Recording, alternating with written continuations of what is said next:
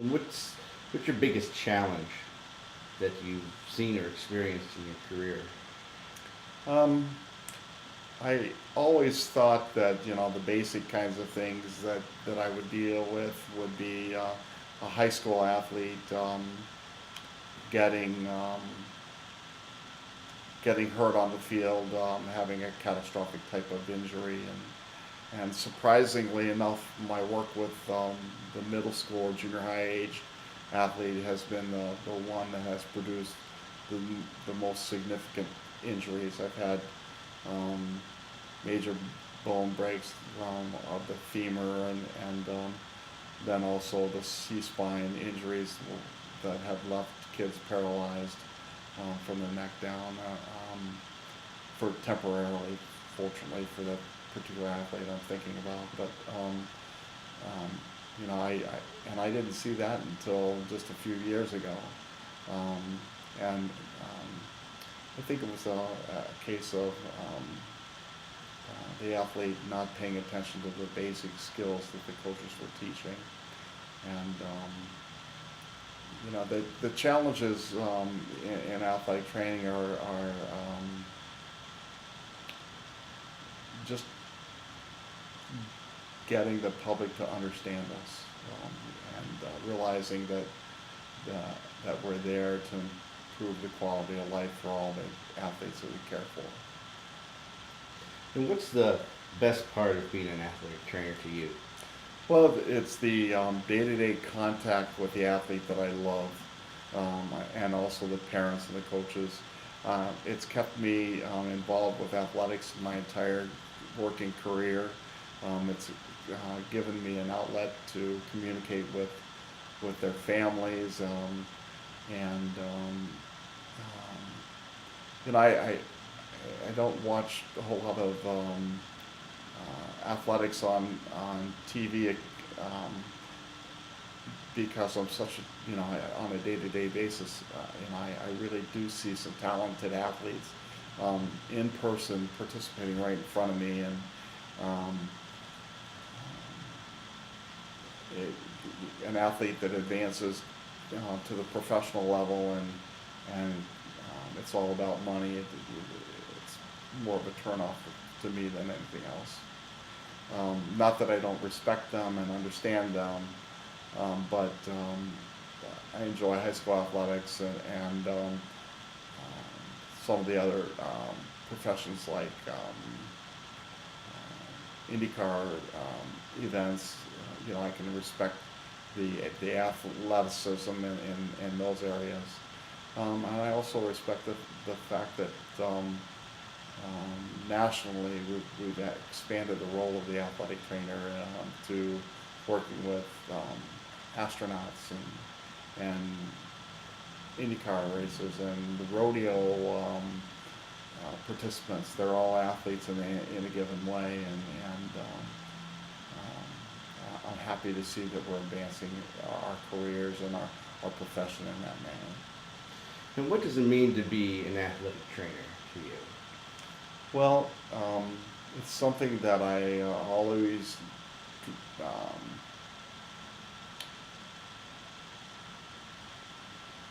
dreamed of. It, in a sense, it all started when I was in junior high. One of the um, basketball coaches, Mr. McBride, my guidance counselor and basketball coach, I kind of got cut from the team, and in the tryouts, he immediately came over and says, "I got a place for you. It's not necessarily playing for us, but I think you'd be a great assistant helper for me, and I want to introduce you to athletic training." And back then, he registered me for a Kramer correspondence course that introduced athletic training to me when I was an eighth grader. And by the time I was um, moving to high school that following year, the head football coach who was also the athletic director already knew about me, and had me working as an athletic trainer and the two biology teachers Joe Demery and Bill Rowland grabbed me and said, "Look, we're going to keep working with you on your taping skills, and we're going to show you, you know, some of the things that we do for the athlete ahead of the game and then after the game, and we're going to work with you on how to care for injuries." And they stuck to that. That really worked out pretty well. And by the time I was in my winter of my senior year, the local newspaper wrote a story about me. The Evening Independent wrote a story about me as a high school athletic trainer, and I think through that article it prompted Art James, Don James's brother, who was the head football coach at Kent State University, prompted them to call me and offer me a scholarship to go to Kent. And that's how it happened. You know, that's how the formal stuff got started anyway. Would you change anything about your career? If so, what would it be and why? Well, early on it was a challenge because um, back then anybody getting a job in athletic training either entered in as an athletic trainer in a college setting and did not, for the most part, probably did not teach. They just worked full time as an athletic trainer for the university. Or they were a teacher athletic trainer in a high school setting, and not very many of those. The teacher athletic trainer in the 70s was few and far between, and we just didn't have the respect, the recognition, or the people didn't see the need, and if they did see the need, they couldn't find the money. And I still think that's somewhat of a problem in the high school ranks. If I could change any of that, I would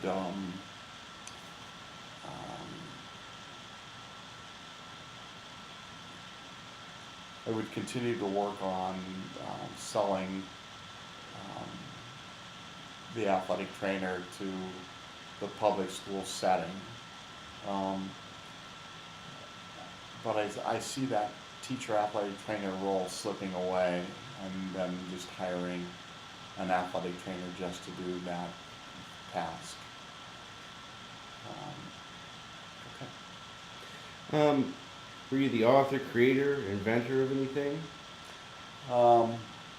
Other than the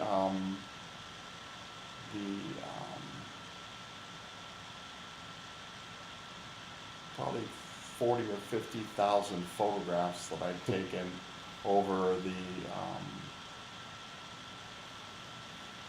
last 35 years or so. Certainly since the profession started, the OATA started.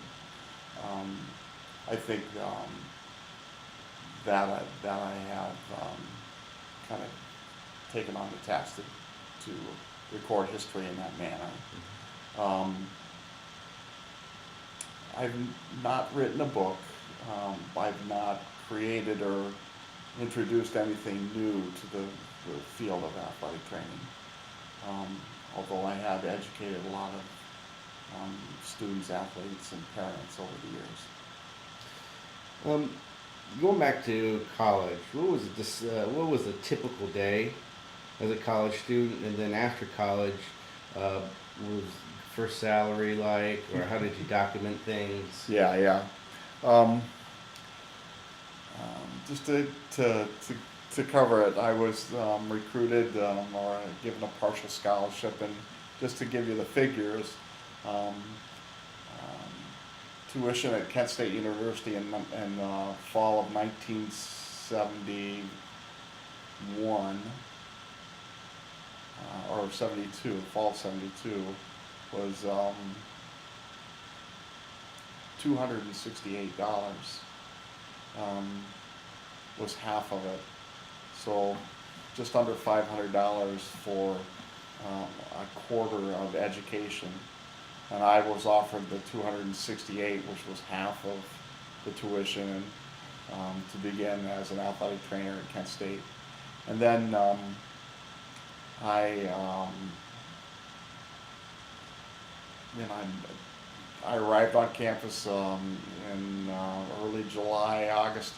Football started with 2-day football, and you're getting up at 6 o'clock in the morning, being at the stadium at 6:45, and starting your first taping about that time, and not leaving till 6 or 7 o'clock in the evening after the last treatment was over. And then once school started, my school day was the first class of the day was at 7:45. So if I wanted to eat breakfast, I had to get up early and eat breakfast, and then I walked across campus to my first class, and usually tried to finish with all my classes by either 1:30 or 2 o'clock, because usually about 2:30 was my report time to the training room, and we usually finished about 7 o'clock, and often we were the last ones in to the dining hall, and they were calling to allow us to keep the dining hall open for us, and it just repeated like that over and over and over again.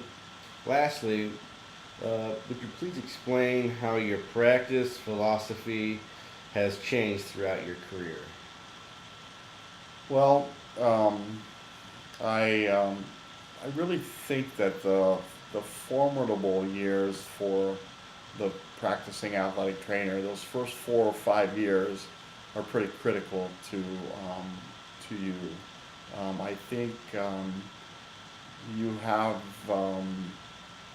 you need to really watch everything that you do. The foundation that you build for yourself at that point in time is pretty critical, and the day-to-day things like building your record-keeping system, and making sure that that's done well, and sharing your knowledge with as many people as possible, and educating them in every possible way that you think you can, and then those relationships that you develop with your athletes, and their parents, understanding that they are your athletes, and there should be a point of separation between the people that you care for and your personal life, and then develop a really positive relationship with their parents, and then I think the critical thing too is working well with your staff, your head football coach or your head coach, the people that your athletic director. They all need to feel comfortable with what you're doing on a daily basis with your athletes. And if you have a concern or problem, then share that with another athletic trainer, your athletic director, your staff, people that you take care of, your principal, whatever comes up that you have a worry about, or you think you need to go beyond your own personal knowledge for support, you can do that. Well, thank you, Jim, for discussing the great work you've done for the profession.